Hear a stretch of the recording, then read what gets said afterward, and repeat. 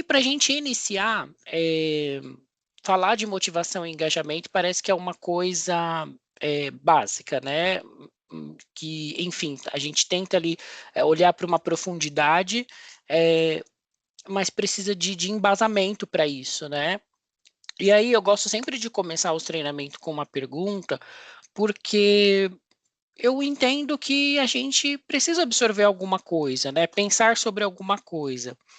E antes de eu fazer a pergunta, todo o tema que a gente vai abordar hoje é a motivação e o engajamento, né? Onde os caminhos se cruzam, tanto da motivação quanto do engajamento, se são a mesma coisa, se são caminhos distintos, o que que é motivação, o que que é engajamento, né? Os fatores substanciais por engajamento e para a motivação, né? E aí eu trouxe algumas pesquisas para a gente analisar, alguns dados mais robustos, né? Não dados academicistas, mas que a gente olhe e entenda o que que o mercado também está falando a respeito de motivação dentro das empresas, né? Que é o colaborador conversando com a gente, né? E também colocando uma lupa em cima disso, aonde que isso conversa com a NR1, né? Que a gente começou a NR1 e parece que está meio nebuloso ainda para a galera, mas a gente fala disso também. A esteira da motivação, né, e do engajamento, que é uma macrovisão onde todos os pontos se conectam, né? Não olhando apenas o ponto de vista gestão, né? Mas sim a empresa como um todo, né? E o diagnóstico dessa esteira, tá? E aí, então, a gente passa para a pergunta e eu queria conversar com vocês a respeito disso, né? Ó, motivação e engajamento são diferentes do ponto de vista de vocês. Não tem o certo e nem o errado.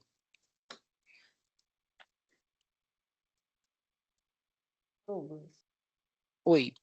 eu Pode falar. acho que são coisas diferentes, mas uma completa a outra.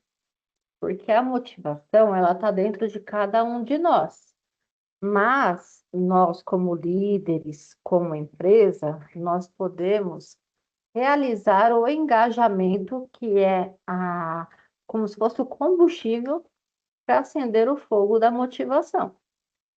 Porque a motivação é algo que você aperta o botão e ela liga. Se o cara não tiver noção do que é motivação e se ele não tem algo para encontrar motivação, você pode engajar, fazer de tudo que não vai funcionar, né? Então, uma completa a outra. Exatamente. Exatamente. Boa colocação, Érica. Mais alguém, gente, para contribuir? São a mesma coisa? São só sinônimos? Não são, né? São diferentes mesmo, como a Érica propôs, mas se complementam. O que que vocês acham? Para mim são coisas diferentes, né? Talvez ali estejam interligadas, né? Como a Erika falou, mas motivação a própria palavra diz, né? O que motiva a ação. Então é o porquê daquilo, né? O porquê que a pessoa faz aquilo. Já o engajamento eu vejo muito mais o quanto que aquela pessoa se dedica e se envolve a uma determinada causa. Então, eu vejo muito nessa linha, tá? As duas coisas. Pode ser que estejam, de certa forma, interligadas, mas são coisas diferentes, do meu ponto de vista. Perfeito, Ti. Obrigado. Obrigado pela contribuição. Eu acho que são coisas diferentes, por mais que andem juntas também. A motivação é... Por que que nós temos a motivação? Por que que ela é necessária? E o engajamento é o que? Como, né? Como nós vamos fazer? Enfim, são coisas diferentes realmente, mas são de ambas importâncias. Mas o principal é a motivação. É o que te faz levantar todo dia para ir trabalhar. Nossa, Eu entenderia mais que a motivação talvez seja como eu posso colocar, talvez o mais básico ali, né? O eu vir trabalhar, o eu fazer aquilo que é pedido, né? Eu entregar aquilo que é a minha obrigação. O engajamento eu já vejo ele como um algo a mais. Então, o que que eu busco conseguir, né? O que que eu busco alcançar, o que que eu busco entregar a mais. Então, para mim, eu colocaria dessa forma, como coisas que obviamente se completam, né? Mas que são diferentes, sim. Bacana. Obrigado pelas contribuições. Fiquem à vontade para falar, tá? Ju, Mari também. Gente, é muito disso que vocês colocaram, né? Queria trazer aqui um consenso, um ponto de vista um pouco teórico, né? Não é uma verdade absoluta, mas é algo que vai complementar, né, o nosso pensamento, né? Isso aqui é para a gente construir o pensamento, né? E aí, né, existe um consenso na psicologia organizacional, né, que é aquela que a gente aplica no trabalho, né? Que são construtos distintos, né? Que é exatamente muito do que vocês falaram, né?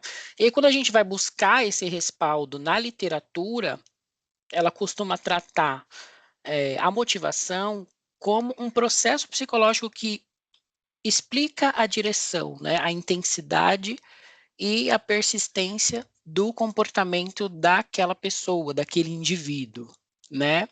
E o engajamento, né, para o recorte do trabalho, que é o que a gente está, ele é como um estado psicológico positivo da conexão, né, da energia e o envolvimento com o trabalho, né? Parece que é igual, mas é como vocês colocaram aqui muito bem, se complementam, né?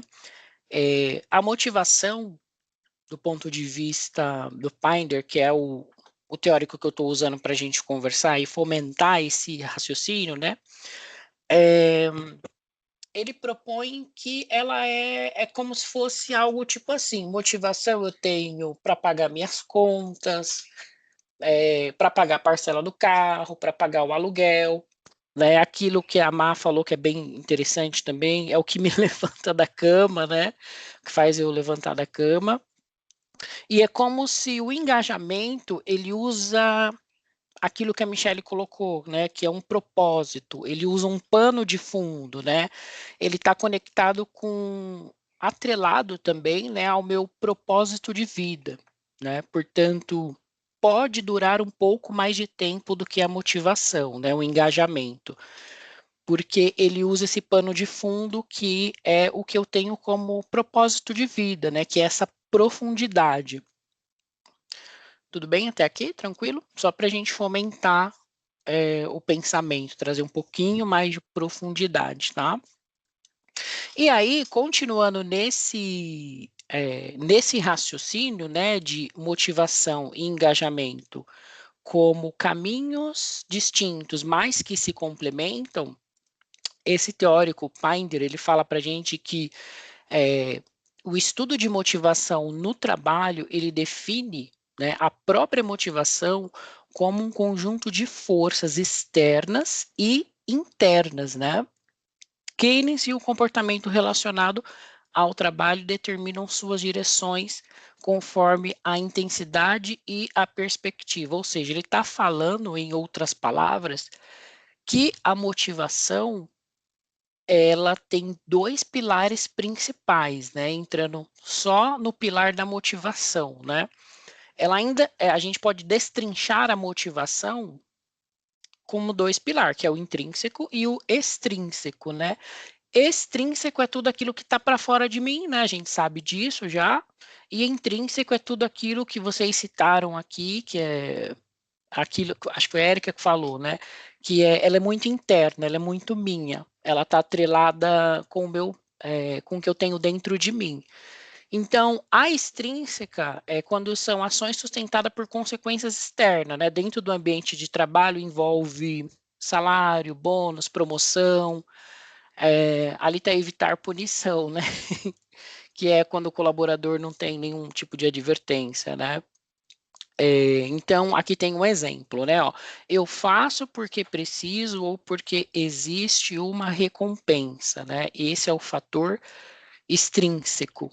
Não depende única e exclusivamente de mim, mas daquilo que está fora de mim. Tem um psicólogo que fala sobre isso também, que é o Skinner, né? B.F. Skinner, que ele é um comportamentalista, que ele fala que o ambiente ele é um fator que modela as nossas ações e comportamento, que é mais ou menos isso aqui mesmo, é a motivação extrínseca, né?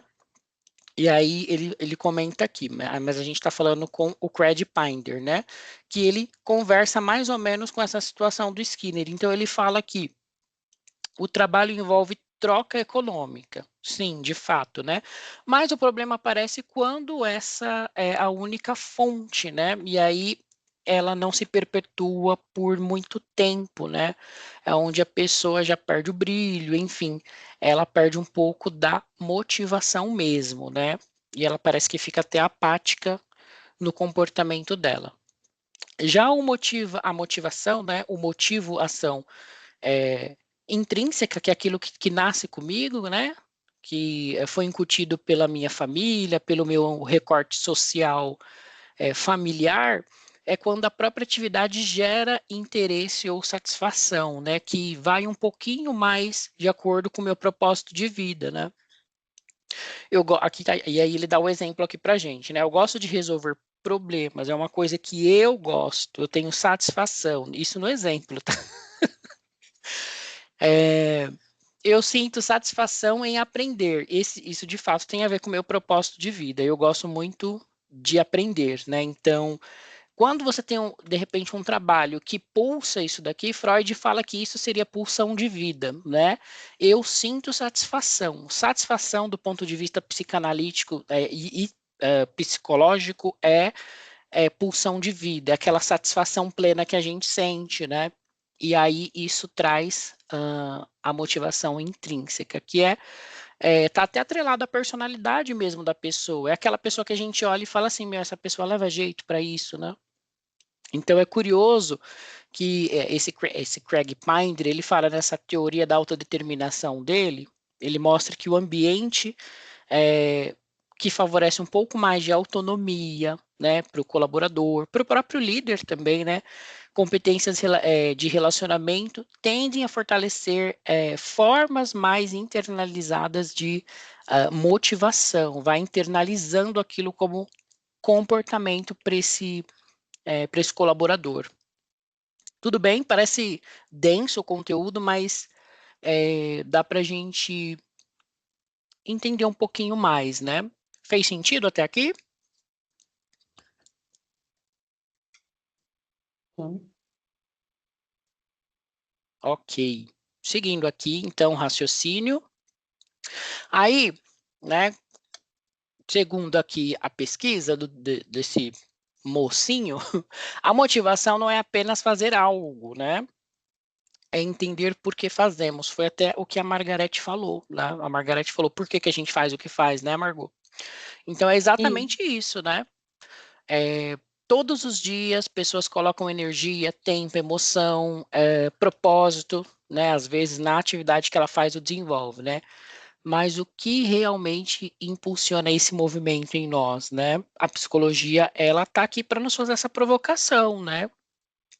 Tanto em clínica quanto no trabalho, do recorte do ponto de vista mais organizacional, que é onde a gente se encontra, né? Ela mostra que o comportamento humano no trabalho é influenciado por combinações de fatores, ou seja, é multifatorial, de fato, né? Porque é uma combinação disso tudo. Aí, dentre eles, eu destrinchei aqui, conforme a pesquisa do Pinder, que é necessidade, né? O que precisamos para funcionar e nos desenvolver, né? Então, a gente precisa estar num ambiente de trabalho que tem o mínimo ali para suprir nossas necessidades, né? Porque senão isso é um fator que pode afetar a nossa motivação. Então, imagine a gente numa empresa que não tem um refeitório adequado, não tem uma mesa decente para a gente trabalhar, né? O material, o nosso material está totalmente é, quebrado, né? No sentido de deturpado, né? Enfim, a gente não consegue trabalhar direito, né? Então, são fatores que atingem a necessidade, né? E, e acontece, né? Eu já mesmo já trabalhei em empresas que não olhava tanto para esse fator necessidade. A empresa, ela olhava de fato como se aquilo fosse um custo, né? A gente sabe que é custo sim, mas se não atingir o mínimo, o básico para o colaborador, né? E aí envolve todos nós como um todo trabalhar, mexe no fator motivação, né? Porque a pessoa começa a enxergar, caramba, eu não tenho nem condições para trabalhar aqui. Santo Deus, a pessoa já começa, né? Aí desmotivando. Objetivo, né? Que buscamos alcançar com aquele trabalho também é um fator dessa combinação de fatores. o que a gente busca alcançar com esse trabalho, onde a gente quer chegar, né? Se isso dá significado para a gente, né, que é o valor que atribuímos ao que fazemos, significado também é profundo, né, que é esse pano de fundo que a Michelle até citou, né, as relações que a gente desenvolve no trabalho, né, conexões que contribuímos com pessoas e ambientes. Uma vez eu vi um post no LinkedIn de eu não lembro que página que foi mesmo, né? Mas a pessoa colocando assim, ó. Fui para a empresa, era uma coisa assim, fui para a empresa, fiz o meu trabalho, falando para a gente, né? Falava assim, ó, vá para a empresa, faça seu trabalho, bata seu ponto, vá para casa. Seus colegas não são seus amigos, sabe? Propondo zero conexão. De fato, tem pessoas que a gente vai se conectar mais e outras menos, né? E tudo bem. Essas são as relações humanas, né? Mas se a gente tratar isso como, tipo, vá para a empresa, bata o ponto, vá para casa, que tipo de relação que a gente não está construindo, né? Porque isso mexe no fator motivação, né? Porque se eu não consigo, eu como pessoa, de repente eu tenho algum problema de interpessoalidade, não consigo me relacionar com ninguém, ou eu tenho, de repente, sei lá, um chefe que mal se relaciona, né? É complexo isso, né? E eu posso me desmotivar por N questões aqui dentro, né? Faz sentido, gente? Tá chegando a Faz. informação? Sim. Uhum. Boa. Então, tudo aquilo que a gente constrói do ponto de vista relacional, né, mexe na nossa motivação, né? E a partir daí, se a gente vê um valor nas relações, de fato a gente, enfim, cria uma teia relacional gigantesca mesmo, né? Porque às vezes você sai de uma empresa para entrar em outra pela relação que você construiu, de repente, com um gerente X ou com um coordenador Y, enfim, né? E são essas teias que conectam a gente, né? Acho que é um exemplo até do que a Ju me falou outro dia, né, Ju? Você teve um período que você trabalhou na Vic, aí você saiu e, se não me engano, você voltou, não foi algo assim? Porque Isso, foi em 2019, assim que começou o Brumadinho.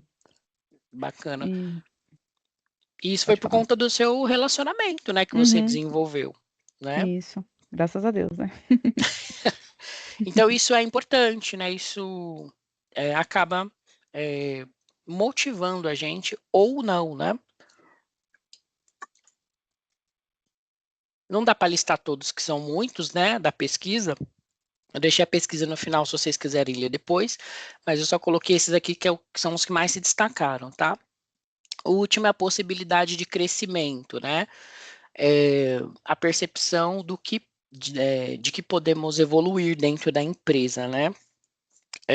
Tem muitas empresas que desenvolvem esses planos de carreira, eu já passei por empresas assim, acredito que vocês também, e tem empresa que não tem muito isso, né? Tem empresa que isso não é claro, parece que não tem um plano de carreira, ou sei lá, aquilo está meio no subjetivo, mas tudo isso contribui para a retenção de talento que mexe na motivação, né? E aí, olha que interessante, né?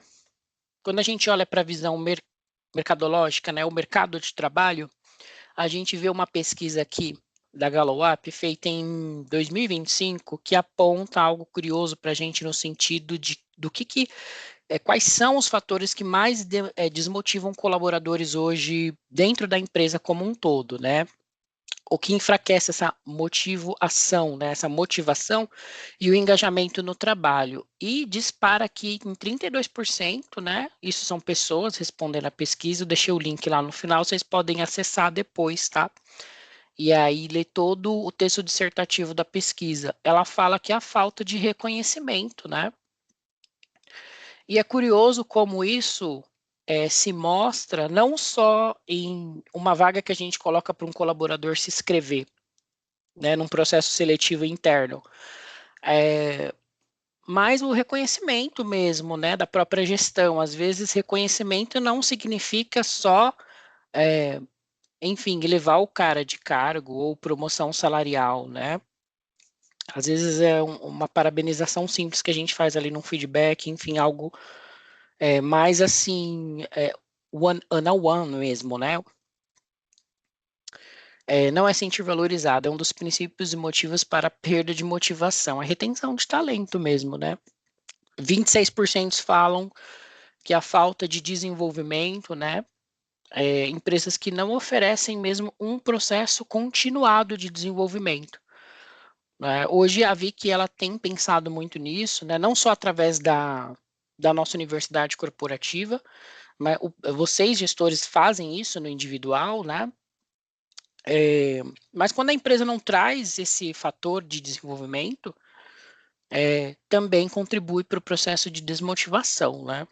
E as pessoas olham isso no mercado, né? A gente vende isso aqui na Vic, no processo da vaga, quando a gente vai fazer RS, né, recrutamento e seleção, a gente fala, né, que a gente tem um plano no processo de desenvolvimento, com universidade corporativa, que tem curso, a gente disponibiliza curso, né, para essas pessoas se desenvolverem, né, não deixa de ser um investimento, porque quando a gente está falando da nossa universidade corporativa, a gente gasta uma grana, né, pagando a Comunitive, para que ela se mantenha ali, né? Então é um investimento, né? Tudo bem, gente? Tudo. Aí tem o 23% aqui, ó, liderança ineficaz, né? Acho que isso aí é em qualquer lugar, né?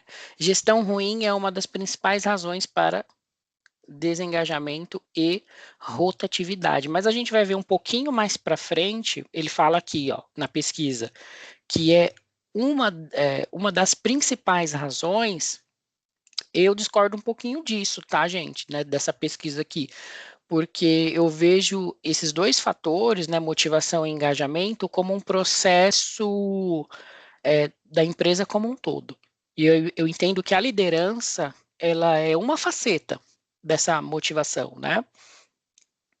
Porque aqui na pesquisa ele colocou como uma das principais, né? E não é, a gente sabe que não é só isso. Teve uma academia de líderes que eu não lembro quem foi que falou, que eu achei muito interessante, né? Que a gente estava falando de riscos psicossociais, e aí acho que foi a Margot, se eu não me engano, que ela falou assim, ó, isso não é só papel do líder, né? E foi muito interessante isso, porque às vezes também o líder precisa ser cuidado, né? Então eu achei bem interessante, conversa um pouco com isso aqui, né? Porque não é só papel do líder, né?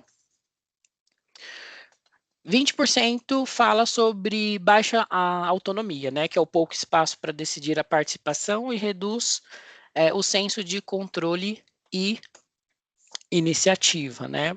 Autonomia é a tal liberdade, né? Tem pessoas que se perdem com isso aqui, né?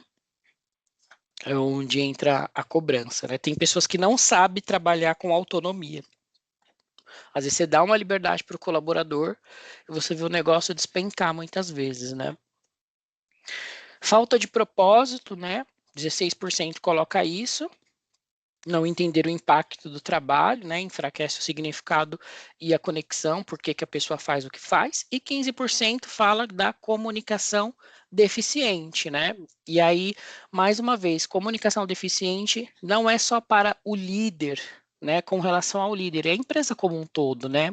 Como que o RH também se comunica, né?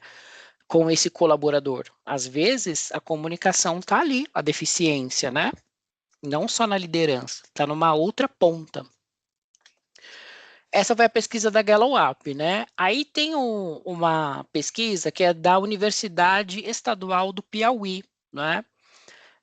Eu sou um pouco nacionalista, tá, gente? Eu poderia estar trazendo aqui uma de Harvard, da Yale, mas eu quero olhar para o que acontece aqui dentro do Brasil, tá? Que é o cenário que a gente está, é a nossa realidade, né? E aí a pesquisa é muito grande, essa pesquisa. Eu só trouxe uma pergunta lá, e o link está aqui, vocês podem acessar depois para ver a pesquisa.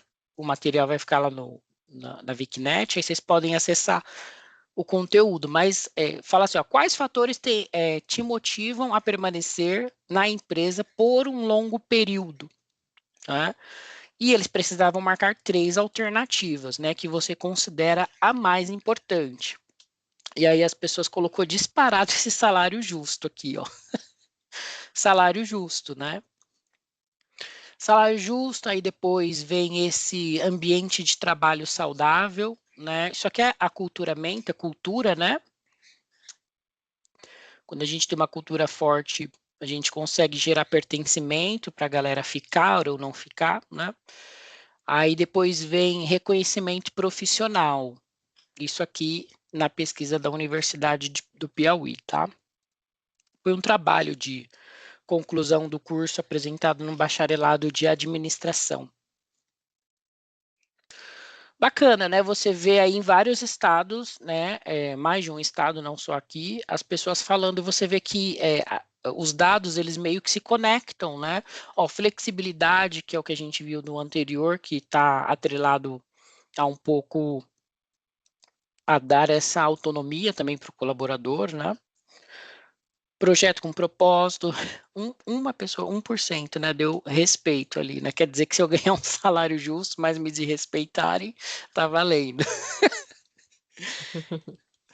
Aí tem outra aqui também, ó, essa daqui já foi da Universidade Federal de São Paulo, a USP, né, e aí essa pesquisa é um pouco mais profunda, não dá para trazer todas as questões, né, porque é muita coisa, mas eu trouxe o link aqui que dá para a gente acessar depois, tá? Mas eles consideraram várias outras coisas, né, nessa multifatorialidade que é o recorte organizacional que a gente está inserido, né? Então, aqui ele fala de fatores que produzem desmotivação e insatisfação extrema durante o trabalho, né? E eles levaram uma régua mais acima, né? Que é a frequência de como que isso acontece na empresa, que é destrinchando mesmo, né?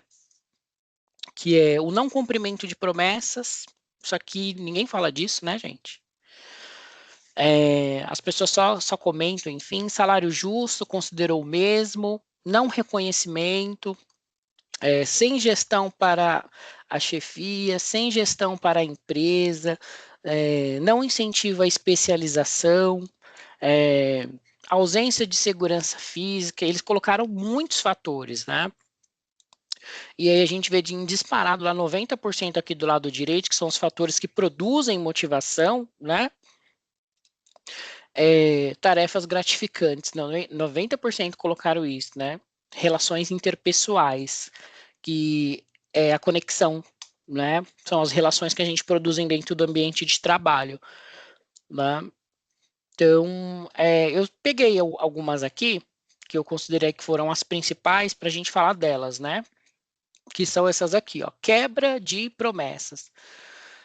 O não cumprimento, né, das promessas feitas pela instituição, né, no caso a empresa como um todo, não é só o que o líder fala, tá? Quero sempre deixar isso claro, porque tem coisas que não depende da liderança, é a companhia, né? É uma decisão que vem da diretoria, muitas vezes. E como que isso se aplica, como que isso destrincha para os times, né? 89% fala, né, que o não cumprimento das promessas feitas pela instituição é um dos maiores geradores de insatisfação extrema. Depois vem falta de reconhecimento e salário justo, né? A gente sabe que depois da pandemia, parece que muitas empresas defasaram com muitos salários, né?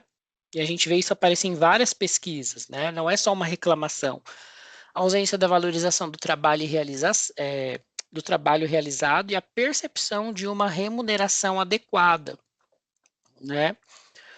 Tudo isso é fator. Quando a gente vai olhar, colocar uma lupa em cada um, a gente vê que tem cada coisa que a gente nem pensava de fato que elas estavam ali, né? Ó, liderança diretora é má e má relação, né? Aí que fala de novo sobre os relacionamentos ruins entre equipes, né? Aqui é mais problema de interpessoalidade, é um processo de desenvolvimento mais one-on-one, né? Mas também não é um todo, né? Que a gente tem que considerar o fator pessoal ali daquele indivíduo, né? Estagnação aqui em cima, né? E desperdício de talento, a falta de incentivo à especialização, né, ausência de desafios dentro da empresa, né, como um todo, ou aquele trabalho que se tornou automatizado, onde o profissional ele sente que não está sendo aproveitado os talentos dele, né? Clima organizacional fala sobre cultura, né, falhas de comunicação internas, ausência de informações, falta de segurança física, e o ambiente de trabalho instável, né? Tudo isso é dessa pesquisa da USP, né? Falha no recrutamento, olha aí. Isso aqui é primordial a gente falar disso, né? Porque tem coisas que acontecem lá no início, se a gente vê de um ponto de vista da esteira, que, né, um processo seletivo ineficaz, né, colocam pessoas erradas na vaga errada e isso gera um problema, né, organizacional. Aqui são os alertas vermelhos da pesquisa. Tudo bem, gente? Até aqui, muita coisa, né? Tranquilo. Tranquilo. Mas assim, Ok, olha isso aqui, ó. Porque a gente está falando de tudo que desmotiva, né? E são muitos fatores, né? Eu estou dando uma pincelada aqui, mas quando a gente vai ler a pesquisa, a gente vê que tem muita coisa, né? E aí, quais ferramentas hoje nós temos no mercado para fazer um diagnóstico mais preciso aqui no nosso recorte, que é o organizacional, né? Visando liderança, visando equipes, visando integração de tudo isso para melhorar as relações dentro da empresa e reter um pouco mais de talento, né? Retenção de talento é uma meta da companhia, né? Se a gente olhar do ponto de vista macro, né? Porque começa lá no processo inicial da esteira do recrutamento e seleção até o dia a dia desse cara. E aí é possível reverter a desmotivação? Vocês acreditam que sim ou que não? Sim. Eu acredito que sim. Só que tudo vem em um conjunto. Tem que saber o motivo, tem que entender a causa raiz para que você possa tentar trabalhar. E outra, se a pessoa vai querer ser trabalhada. Acho que isso é mais importante. Se ela vai se dar oportunidade, né? Exatamente. Exatamente. É multifatorial, né, gente? Mas a gente tem ferramenta para isso, né? Para identificar também esses gaps, que às vezes parece que é subjetivo, enquanto no papel de gestor, né, a gente olha e fala: caraca, mano, eu já mudei o cara de horário, já fiz isso, já fiz aquilo, já conversei. É atraso atrás de atraso. O que está acontecendo, né? Às vezes fica esse subjetivo para a gente. E tem ferramenta, né, para a gente trabalhar. Algumas ferramentas são um pouco privativas, mas não que a gente não consiga usá-las, né? Acho que o trabalho em conjunto, ele faz parte desse papel, porque nem tudo é a responsabilidade do líder, né? Porque vai muito desse camarada, como vocês estão falando. Tem um teste que a gente aplica, e aqui é um instrumento privativo que o psicólogo aplica, né? O psicólogo dentro do RH, ele consegue aplicar, né? Que é estabilidade emocional, para a gente entender da onde que vem essa estabilidade, porque parece que a pessoa ela não tem uma linearidade na motivação dela. Tem hora que você acha que o cara vai, agora vai. Não, agora vai. Conversei com ele ou com ela e acho que agora vai, pelo que ele me falou lá e tal.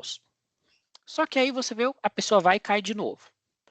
Aí, de repente, na outra semana a pessoa tá bem. Parece que é até aquele colaborador bipolar. Quem nunca teve um colaborador assim?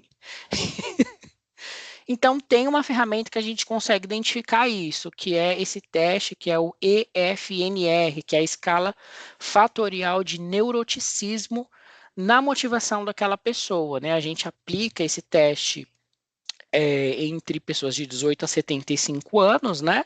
A partir do ensino médio incompleto, não tem problema, a pessoa não precisa ter terminado a escola, mas a gente consegue aplicar, né? Para poder entender ali o que está acontecendo. Então, ele avalia uma dimensão de personalidade no modelo 5 fatores, que a gente chama de Big Five dentro da psicologia, né? Que um desses 5 fatores é o neuroticismo, né? Que não que a pessoa é neurótica, tá, gente? Não é isso.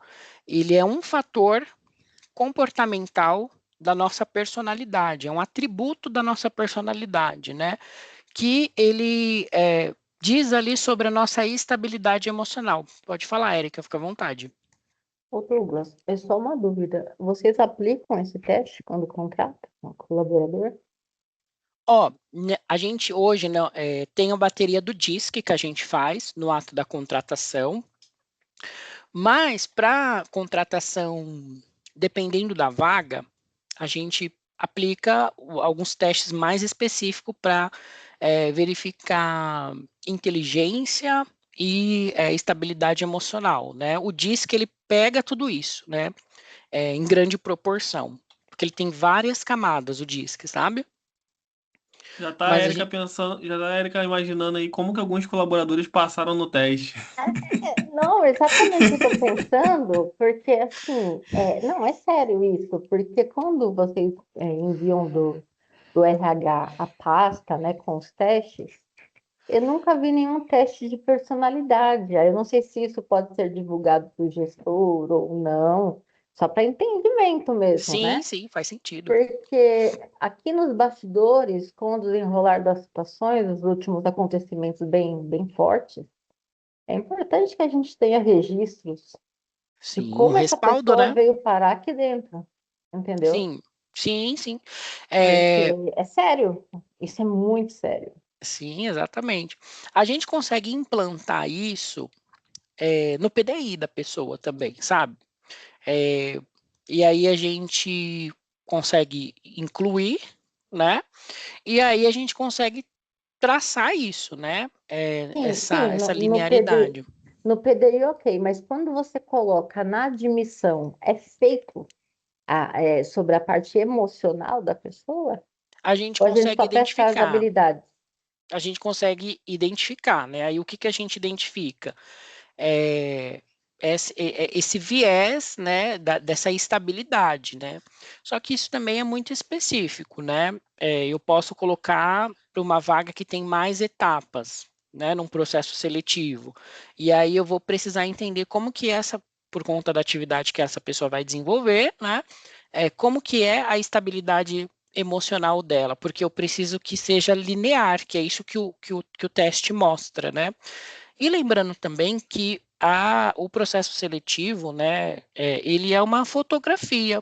O teste ele não pode reduzir quem aquele ser humano ele é, né? Ele é um indicador que ele vai me mostrar um caminho e se não mostrar o caminho que eu quero, ele vai apontar outro diagnóstico para aquela pessoa, né? Tudo bem? Fez sentido?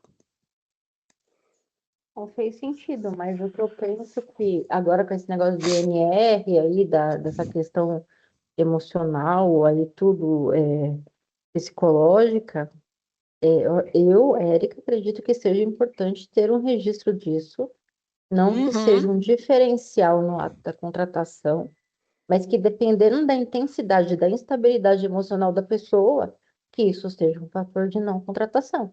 sim, Porque, exatamente. vamos supor, você coloca para dentro, a pessoa depois pode alegar que desenvolveu isso aqui. E na realidade a gente sabe que a pessoa já entrou com uma instabilidade muito grande. Isso não é Sim, um problema, isso não é você deixar, isso não é você excluir a pessoa, porque as pessoas sim, elas têm que trabalhar, mas que a gente tem um registro para que futuramente não sim, tenha nenhum exatamente. tipo de problema. Exatamente, é como você falou, a utilidade não é para segregar, né? Mas é que nos respalde tanto juridicamente quanto emocionalmente, porque tem o fator psicológico do líder, né? O líder ele também causa na liderança um desassossego mental quando você tem uma pessoa que não tem a estabilidade emocional de forma um pouco mais linear, né? É complicado isso. Você percebe o quanto nós somos complexos e profundos, né? Mas aqui é mais dependendo da vaga, da circunstância, da atividade. Mas a ideia era mostrar que nós temos ferramenta para isso, tá? E é super válido isso que você falou, Érica, de ter isso como um registro, né? Para respaldo. Legal, né? Olha esse daqui, ó. Desregulação emocional. Enquanto esse é estabilidade, esse é desregulação. Esse teste a gente aplica entre pessoas de 18 até 59 anos, e a gente consegue ver a escala de desregulação emocional desse adulto, né? O que acontece ali? Então, ele avalia o processo de desregulação emocional frente a um evento que gera tristeza naquela pessoa. Às vezes, a gente vai conseguir entender que a forma como as pessoas se comunicam, e aí a gente está falando de interpessoalidade, aquilo já é um fator para gerar tristeza naquela pessoa, que desregula o emocional dela, né? Então a gente consegue ver através do EDA, que é esse teste aqui. E aí ele avalia aqui 4 fatores principais, que é o resultado final desse teste, né? A estratégia adequada de enfrentamento, que é como essa pessoa ela enfrenta as atividades do dia a dia dela, né? Se ela também externaliza, e aqui é muito para one-on-one de gestão, né? E externaliza a agressividade, porque às vezes a gente vai ver até a reatividade, como que seria esse cara num processo de feedback one-on-one, se ele é reativo, se ele não é. O teste ele consegue captar essas coisas, né? Pessimismo, se ela tem esse viés de pessimismo, paralisação também, que é essa situação apática, né? Você não sabe se a pessoa está triste, se ela está feliz, se ela está com fome, mas o teste ele consegue pegar isso. Todos eles que vêm pela editora da Vetor, eles têm validação científica. Aí a gente consegue verificar isso de uma forma mais assertiva, tá? Tudo bem até aqui? Curioso, né, gente? Vocês sabiam desses testes? Já ouviram falar? Sim. Não, só do DISC. O DISC já, né? Tem vários processos seletivos. O DISC é mais comum, né? Tem esse daqui também, que é o burnout. Ele é o e-burn, que a gente fala dentro de psicologia, né? Ele é uma escala brasileira, ele não chega a ser um teste completo, ele é uma escala. E aí a gente consegue mensurar os indicadores, né? O quanto os trabalhadores percebem os indicadores de exaustão emocional e frustração profissional, né? Na execução das atividades laborais ali do dia a dia desse colaborador. Então a gente consegue prever, né, através da escala, e tudo aquilo que a gente prevê a gente chama de prognóstico, né? A gente já está antecipando o diagnóstico, né? E aí a gente consegue ver aqui no teste, a gente fala, essa pessoa vai burnoutar. É melhor eu me precaver aqui como líder para saber o que eu posso fazer aqui nessa questão, né? Então ele já dá esse indício para a gente. Eu acho isso super legal para aplicar ali de repente, né? Você faz um trabalho em equipe, uma dinâmica, enfim. Ele leva, como fala aqui, um tempo de aplicação de 15 minutos. E às vezes com 15 minutos numa atividade que a gente faz com a equipe, a gente já consegue prever fator de risco psicossocial, né? E no sentido de diagnosticar a minha equipe, né? Pode falar, Érica. Uma outra dúvida. O DISC, eu sei que a gente pode estar aplicando nas nossas dinâmicas, reuniões, encontros, mas esses outros não tem que ser um psicólogo? Sim, eles são instrumentos privativos, né? E aí, o que acontece? Todos eles não é que a gente vai aplicar, né? A ideia é, caso nós fôssemos aplicar, o que aconteceria, né? O que a gente poderia prever na dimensionalidade das equipes, né? Tá, mas não é que a Vini vai aplicar isso aqui, não. Mas para ter uma dimensão, eu preciso aplicar. E se eu aplicar, eu vou estar fazendo fora das regras, né? Porque tem Sim, que ser mas psicólogo habilitado. sim, exatamente. Entendi. Qualquer pessoa. Então não cabe numa reunião de líderes, né? Se a Uma gente reunião tiver de líderes com os liderados. Isso eu não posso aplicar. Sim, se a gente tiver um psicólogo, sim, né? Eu já estou para Tá, pegar meu CRP. Por exemplo, se vocês sei. quiserem, né? Tá bom. Quando falar assim, ó, vamos fazer uma atividade diferente, eu preciso fazer um diagnóstico aqui na minha equipe. Eu consigo fazer essa aplicação, né? Com o CRP ativo. E Ah, aí a gente legal. gera laudo até para a empresa para respaldar a gente mesmo, tá? Tudo bem. Isso aqui é interessante, né? Porque isso aqui tem falado bastante sobre na NR1, né? Que é um dos fatores que vem gritando com força. Tudo bem, gente? Até aqui. Tem muito material, né? Sim, tá tranquilo. Felicidade no trabalho, né? Esse daqui já entra mais como uma escala também, né? Escala de felicidade no trabalho. A gente consegue mensurar o quanto essa pessoa ela está feliz mesmo, satisfeita, né? A gente hoje aplica isso no teste final lá, que é a pesquisa de satisfação. Algumas perguntas a gente elabora a partir daqui, algumas empresas, né, fazem isso também, que consegue mensurar, né?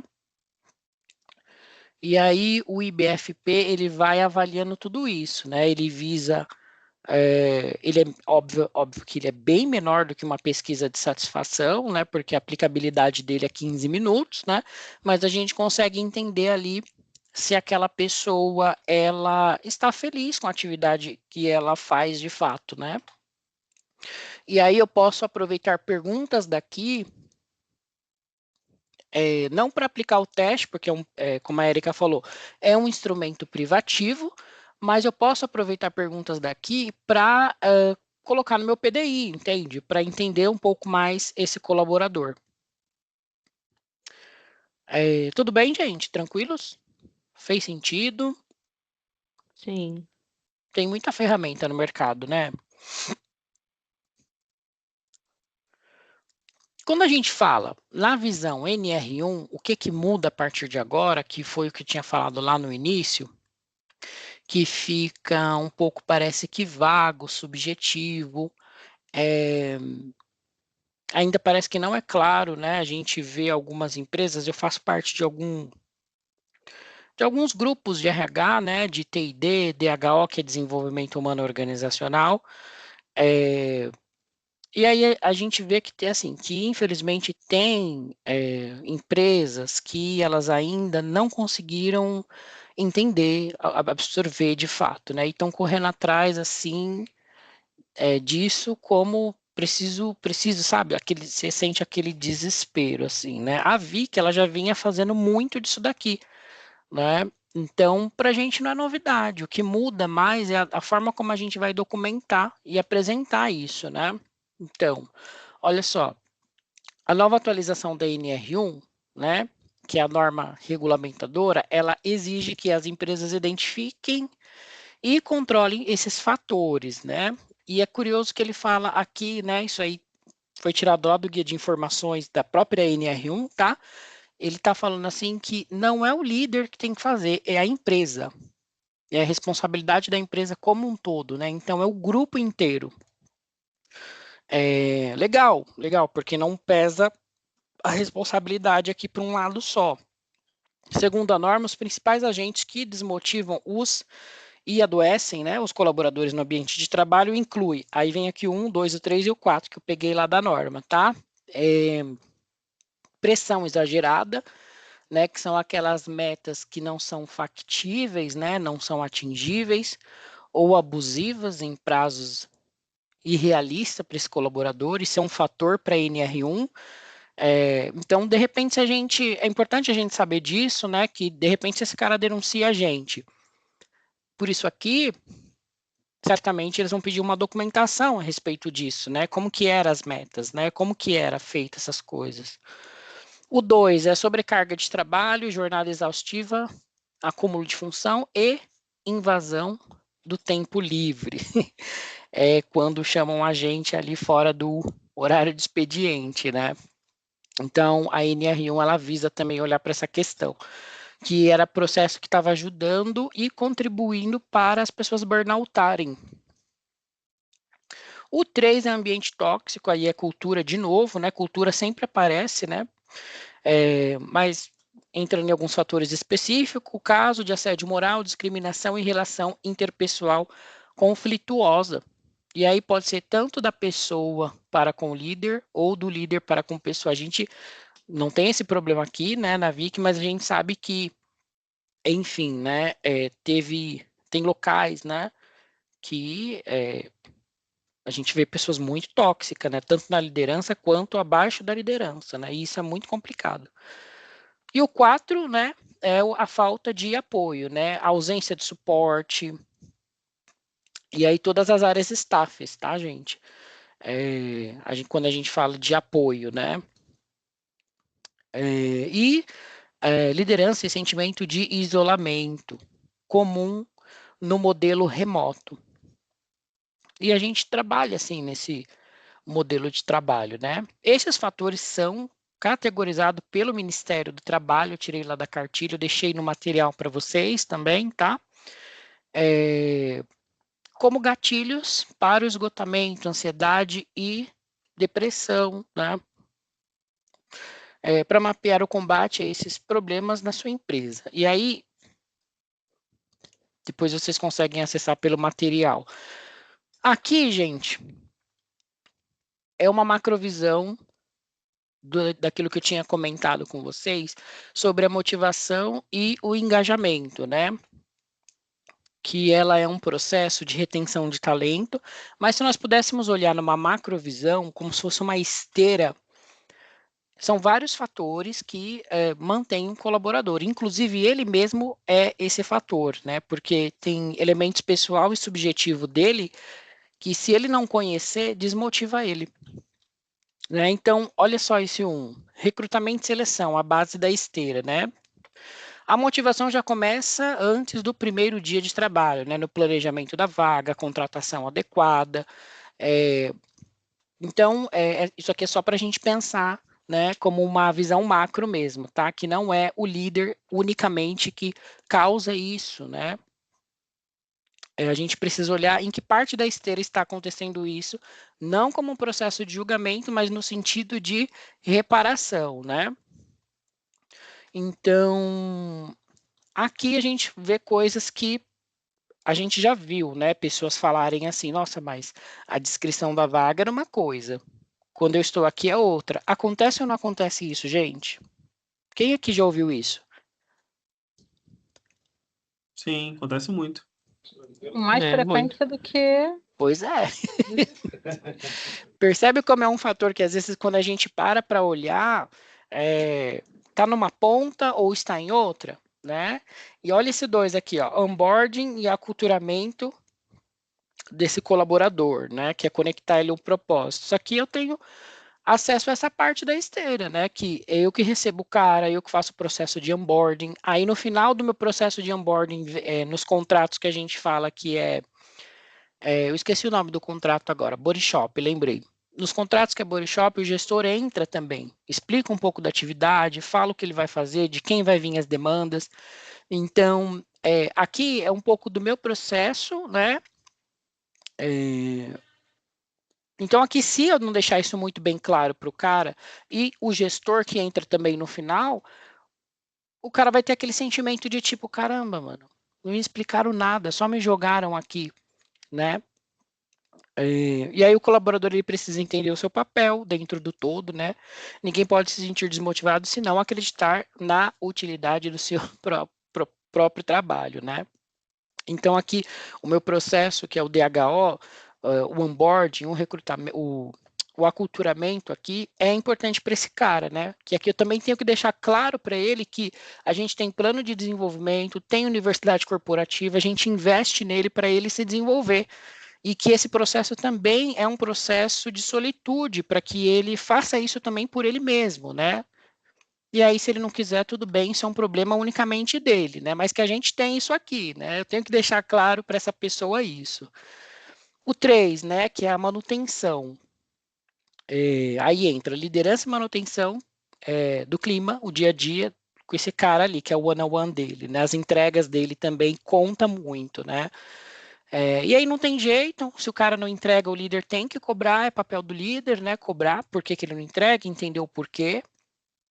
Né? E tem gente que parece que tem dificuldade de aceitar isso, né? Não consegue entender.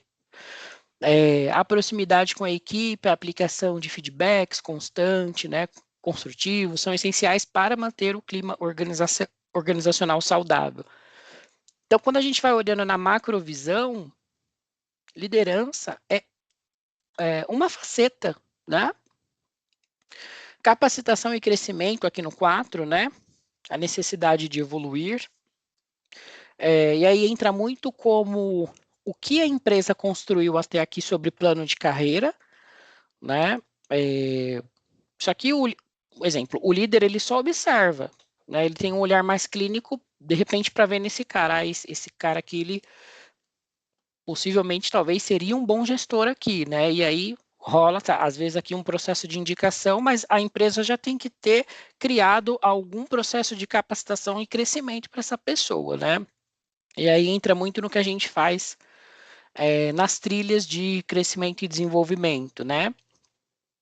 O 5, né? Reconhecimento e desafios dessa pessoa, né? A gente falou disso, né? Mas é mais trazendo a macrovisão. E o salto de qualidade dela, né? Que é o indivíduo busca realização dentro do que ele faz ali, né? Deseja assumir desafios reais e luta pelo seu sucesso pessoal. Que é o que apareceu nas pesquisas que a gente estava vendo, né? O processo de offboarding, esse foi citado numa palestra que a gente viu, né? Mas ele também analisa o turnover ali, que é o gap que não manteve essa pessoa, né? E aí, tudo isso, se a gente for olhar para uma forma de esteira, a ideia não é apontar o erro. Ah, foi aqui no recrutamento e seleção. Ah, foi lá com a liderança, foi o líder. Não é essa a ideia, sabe? Mas é olhar com um olhar de diagnóstico para analisar aonde a gente poderia fazer com que a esteira funcione, né? E quando a esteira falha no processo anterior, o resultado é a desmotivação, ou anterior ou posterior, né? Levando em consideração que tem as questões internas daquele indivíduo, daquele ser humano, né? Que aí pode ocorrer a fuga do talento. Tudo bem, gente? Tranquilo. É muita coisa, né? Meu Deus. Aqui era só falando os fatores que foram considerados, né? Fator liderança positiva, clima organizacional como um todo, reconhecimento, se a gente faz ou não, como faz, de quanto em quanto tempo, olhar a frequência, né? Fluxo contínuo da motivação. A motivação não é um fator isolado, como a gente está vendo aqui, né? São vários fatores, mas o fluxo contínuo disso, né? Para cada pessoa é diferente, né? E quando a esteira falha, né, falha em qualquer etapa, resultam em uma desmotivação e alta rotatividade, né, e a gente vê turnover às vezes gigantesco. Mas tudo isso precisa ser olhado, né? E aí, aonde que a esteira para, né? Essa é a pergunta quando a gente vê as coisas do ponto de vista macrovisão, né? Não colocando, porque eu queria conectar vocês com a visão, eu quero conectar vocês com a visão de que motivação e engajamento é sim da pessoa unicamente, mas é o grupo fazendo tudo, cada um representando o seu papel nessa parte. E visando isso, eu trouxe uma dinâmica para a gente fazer junto, que vocês vão me matar, que toda vez eu estou trazendo uma dinâmica, né? De aonde que a esteira para, né? O que a gente faz? Tá, Ju, já.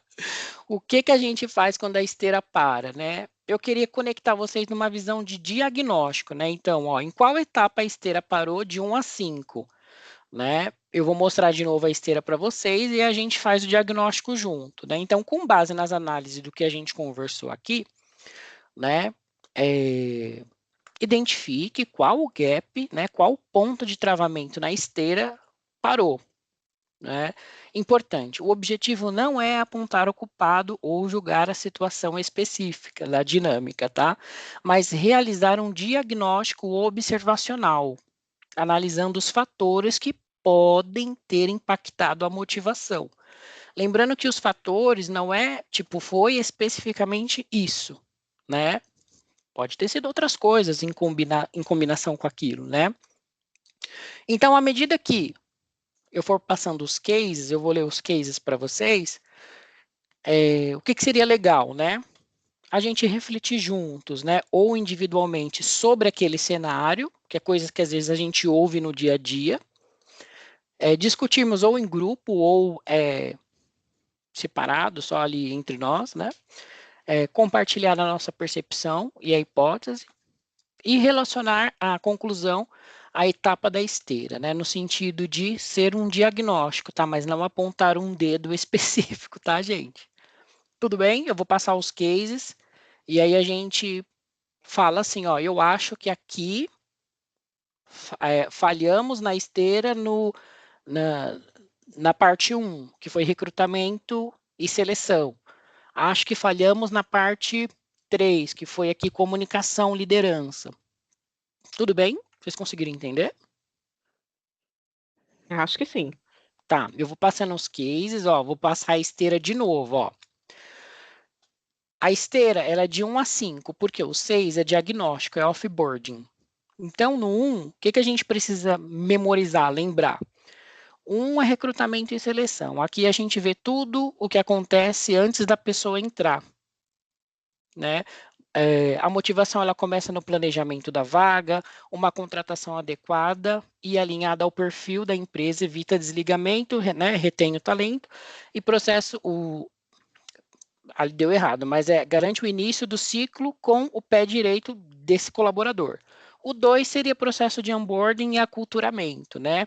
Que é deixar claro para esse colaborador missão, visão e valores da empresa, quem é a empresa, como ela está no mercado, o que ele vai fazer, as atividades dele do dia a dia, né? Que é um pouco do meu processo, né? Incluindo ali também o gestor no final, né? Quando ele faz essa ponte de receber o colaborador no primeiro dia.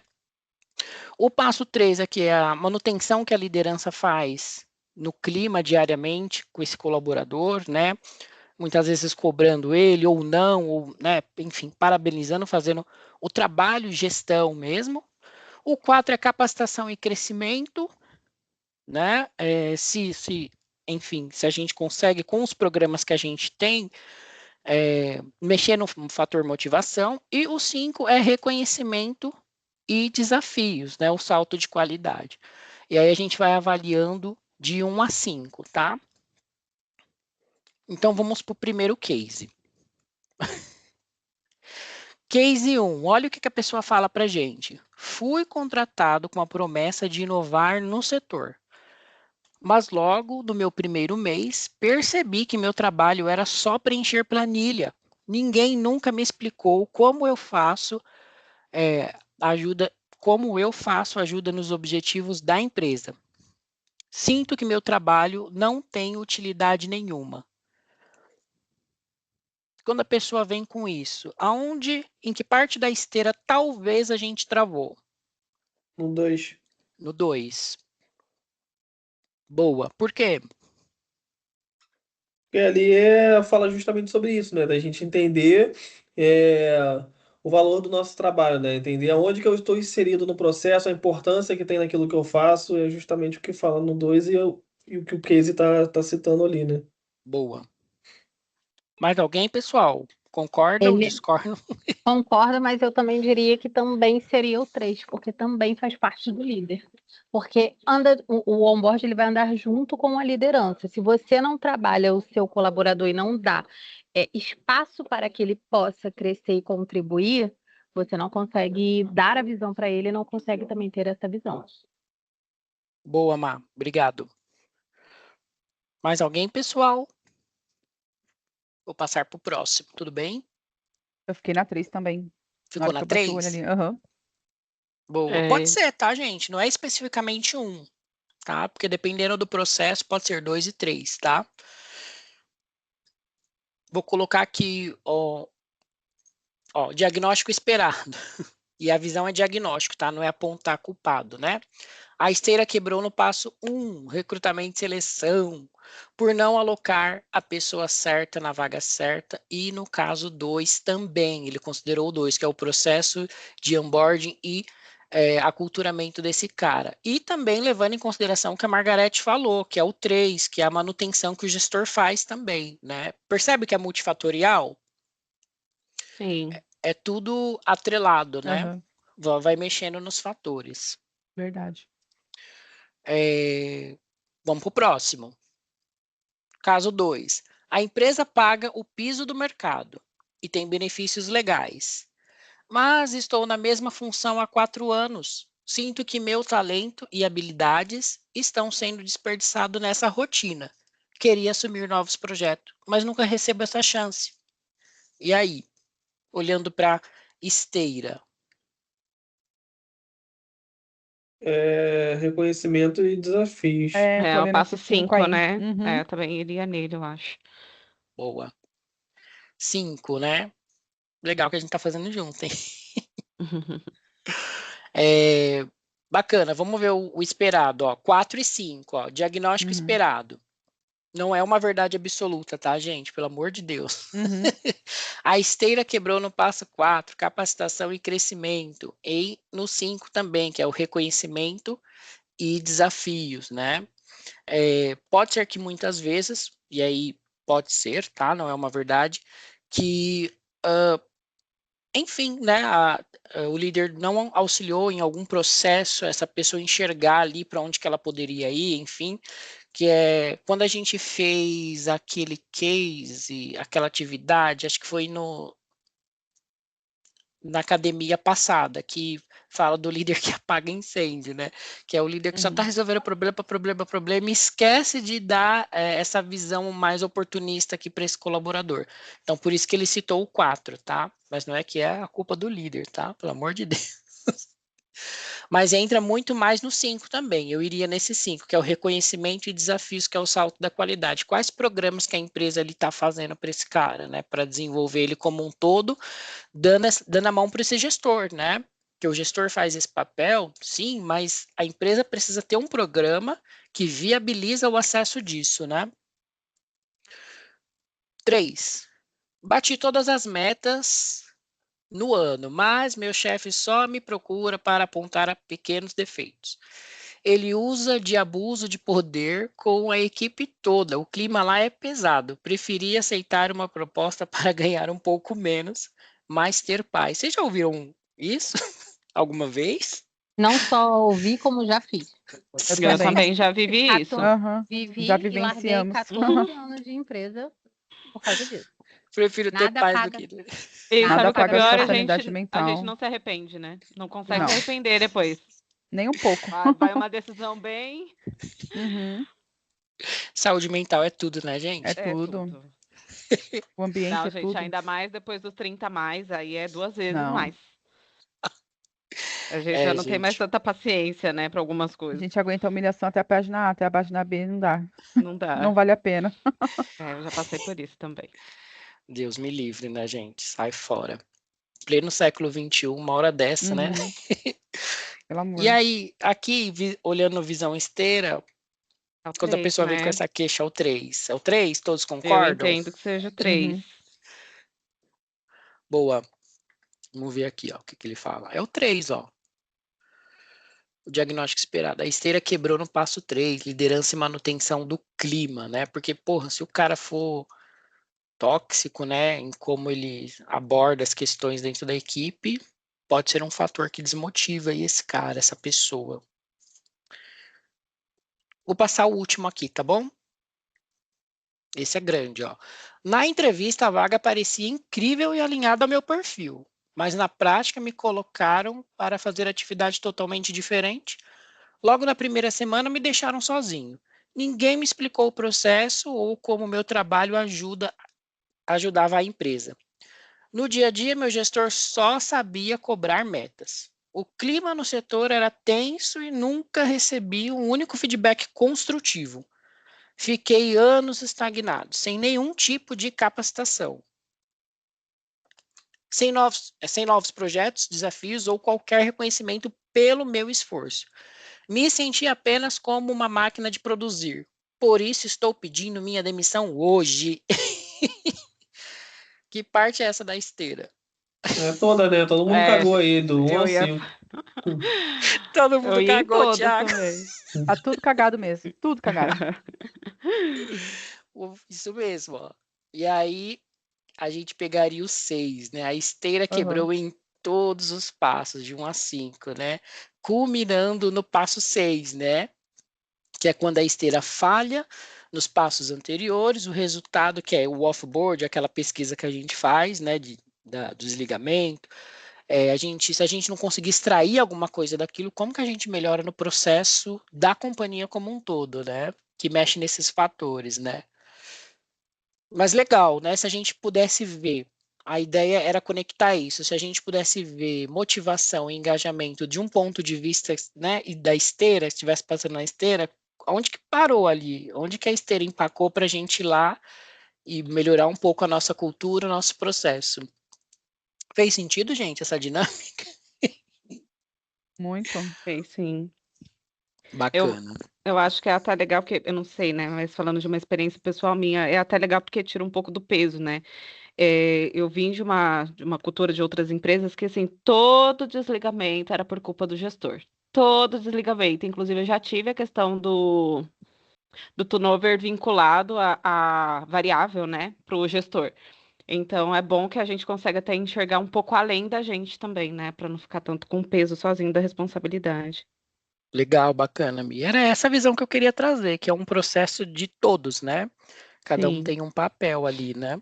Mas sabe o que que acontece? Assim, complementando o que a Michelle falou, eu acho que é muito cultural tudo ser o peso somente do gestor, Do seja ele líder, supervisor, do líder, e as pessoas não costumam olhar, né, como realmente deve, né, com outros olhos, com o peso que o gestor leva, o que ele faz como benefício para a equipe, as noites sem dormir, às vezes pensando em planos de melhoria. Então, eu acho que é muito cultural em várias empresas isso. Verdade, Má. E aí sempre querem apontar líder, né? O líder que não fez a gestão, o líder não sei o quê, né? Enfim, e a gente sabe que é uma questão de enxergar outra ponta, outra faceta, né? Olhar com profundidade, crítica mesmo, para a gente ver aonde esse colaborador pode ter se perdido, né? Ok, e aí, aqui, vou mostrar um vídeo para você, o Thiago que fala. Lá vem Tava o barbudo. demorando. Ô, Thiago, essa é a primeira vez na academia que eu trago o Cortella, hein? Eu trouxe outros treinamentos. Na hora, quando eu peguei esse vídeo, eu pensei, o Thiago vai falar, quer ver? Vamos lá, 1 minutinho só, 1 minuto e meio. Vê se dá para ouvir, gente. Dá sim. Não há um único modo de engajar as pessoas, de comprometê-las. Há um modo de não comprometê-las. O modo de não comprometê-las é não deixar claro qual é o objetivo, qual é a missão em que elas estão, qual é o projeto de futuro e qual é a capacidade de crescimento que elas ali terão. Isto é, quando elas encontram ali apenas um emprego, ou seja, fonte de renda. Todas as vezes que alguém, num local de atividade, encontra só uma fonte de renda e não um projeto de vida em que ela quer crescer, ir adiante, ela encontra ali também realização, não há compromisso. Por isso antes de mais nada, adotar uma série de medidas que são concomitantes. De um lado, deixar claro qual é a visão e a missão daquela organização, daquela empresa. Segundo, colocar as pessoas num processo de formação continuada, de maneira que elas percebam que a empresa investe nela e não apenas dela tira a capacidade de trabalho. Em terceiro lugar, situações de reconhecimento. O reconhecimento não é só pecuniário, ele também o é, mas ele não é só isso. Ele é um reconhecimento em relação à tarefa, a capacidade de festejar, de comemorar, de lembrar das coisas e tudo aquilo que nos faz grudar e unir quando a situação fica mais crítica. Porque se eu não obtenho compromisso quando a situação é boa, imagine se eu conseguirei quando a situação é mais crítica. Legal, né? Sim. Foi só um recorte aqui da fala do Cortella. Mas ele, resumindo, ele fala que é multifatorial, né, gente? Eu trouxe aqui o material, tá? Como o Cortella estava falando ali, que era uma forma de extensão continuada. A gente faz isso em clínica, com pacientes, né? Eu não sei se eu comentei com vocês, eu atendo de sábado na clínica, né? E aí a gente tem que fazer processo de clínica continuada com alguns pacientes, né? E aí eu trouxe isso também para a gente fazer aqui na Academia de Líderes, que é academia continuada, né? Então, é colocar esses materiais lá dentro, né? Porque já vai acabar, no próximo mês a gente vai ter o último, mas dali para frente é fazer academia continuada, né? E aí a cartilha da NR1 vai estar lá, que é todo esse material de leitura. Ele não é muito grande, eu acredito que ele tem ali umas 20 páginas, tá? Só para o conhecimento de vocês. E aí eu vou deixar o material lá disponível. Aqui está essa referência do estudo que eu fiz para trazer para vocês, as pesquisas que eu peguei da USP, da Universidade do Piauí. Todo esse material vai estar disponível lá para vocês acessarem, tá? E aqui eu queria deixar meu agradecimento, queria ver se tem alguma coisa que eu não falei, que vocês gostariam de falar. Tudo bem? Foi mais rápido hoje, né? Um pouquinho. Foi. Bom, queria agradecer a participação de vocês, tá? E a próxima vai ser a última, né? A última academia. Vocês conseguiram participar de todas, eu acho que isso tem sido muito gratificante, né? Os assuntos que a gente tem abordado. Alguém gostaria de falar alguma coisa? Perguntar, tirar alguma dúvida? É só agradecer mesmo, sabe, ô Douglas? É importante a gente ter esse momento nosso aqui. Soubesse o quanto é tão importante a gente sair um pouquinho né, da operação e quando a gente vem pra cá, né, e tem outro olhar, quebra um pouco a rotina nossa, né, e mostra por que que a gente veio fazer aqui de verdade. Boa, Ju. Bacana. É um tipo de investimento, né, gente? Não deixa de ser um investimento Sim, nos líderes, né? sim. Bacana, gente. Então, a academia é isso, tá? E obrigado pela participação de vocês, viu? Valeu, Douglas. Valeu. E obrigado pela participação de vocês, viu? Valeu, Douglas. Valeu. E obrigado pela participação de vocês, viu? Valeu, Douglas. Valeu. E obrigado pela participação